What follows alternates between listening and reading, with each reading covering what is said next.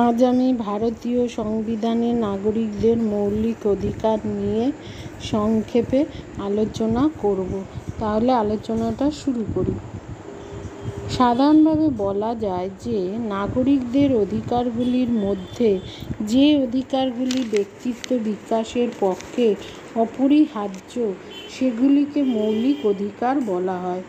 মার্কিন যুক্তরাষ্ট্রের সংবিধানের অনুকরণে ভারতীয় সংবিধানে নাগরিকের মৌলিক অধিকার লিপিবদ্ধ হয়েছে।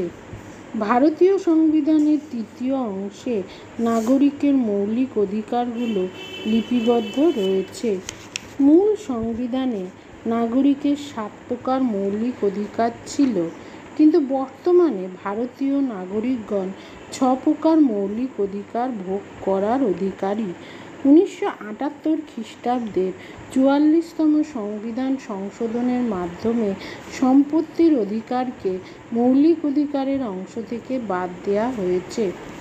বর্তমানে নাগরিকদের মৌলিক অধিকারগুলি হল: ১. সাম্যের অধিকার, সংবিধানের ১৪ থেকে ১৮ নং ধারায় বলা হয়েছে।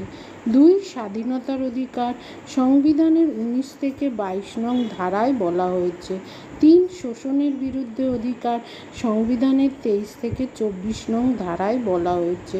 ৪. ধর্মীয় স্বাধীনতার অধিকার, সংবিধানের ২৫ থেকে ২৮ নং ধারায় বলা হয়েছে। ৫. শিক্ষা ও সংস্কৃতি বিষয়ক অধিকার, ২৯ থেকে ৩০ নং ধারায় বলা হয়েছে।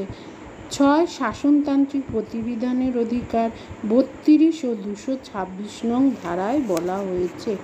১. সাম্যের অধিকার, ভারতীয় সংবিধানের ১৪, ১৫, ১৬, ১৭ ও ১৮ নং ধারায় সাম্য অধিকার ঘোষিত ও স্বীকৃত হয়েছে।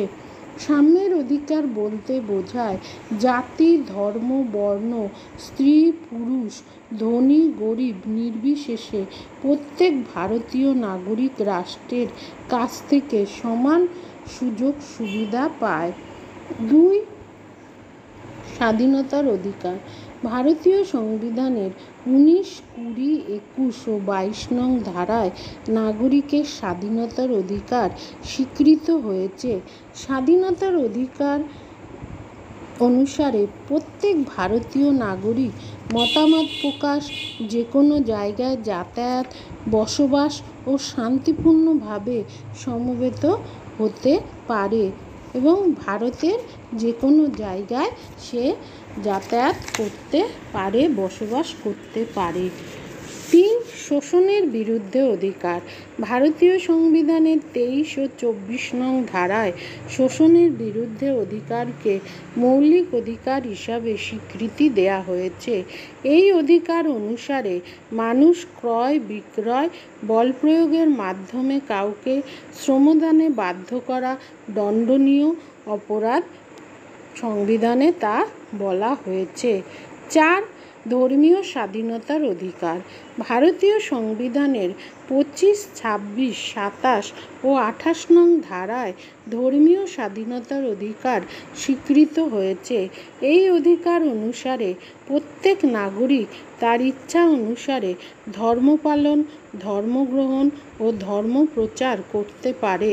সরকার স্বীকৃত বা সরকারি অর্থে পরিচালিত প্রতিষ্ঠানের শিক্ষার্থীদের ইচ্ছার বিরুদ্ধে ধর্মশিক্ষা বাধ্যতামূলক করা যাবে না। সংবিধানে তা বলা হয়েছে।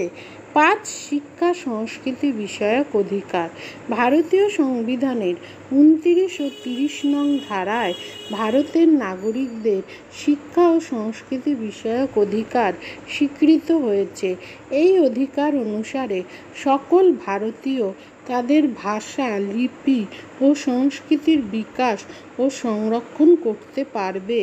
সরকার পরিচালিত ও সরকারি সাহায্যপ্রাপ্ত শিক্ষা প্রতিষ্ঠানে ধর্ম বা ভাষার অজুহাতে কাউকে বঞ্চিত করা যাবে না, তা সংবিধানে স্পষ্ট করে নির্দেশ দেয়া হয়েছে।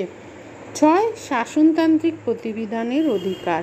ভারতীয় সংবিধানের ৩২ ও ২২৬ নং ধারায় নাগরিকের মৌলিক অধিকার রক্ষা করার জন্য শাসনতান্ত্রিক প্রতিবিধানের অধিকার লিপিবদ্ধ হয়েছে। ভারতীয় নাগরিকরা তাদের মৌলিক অধিকারগুলি বলবৎ ও কার্যকর করার জন্য সুপ্রিম কোর্ট ও হাইকোর্টের কাছে আবেদন করতে পারে এবং সুপ্রিম কোর্ট ও হাইকোর্ট তাদের সেই মৌলিক অধিকারগুলো রক্ষা করতে পারে। এই হচ্ছে সংবিধানে নাগরিকদের মৌলিক অধিকার সম্বন্ধে বলা হয়েছে। এই মৌলিক অধিকারের সঙ্গে নাগরিকদেরও কিছু কর্তব্য পালন করতে হয়। আজ আসি।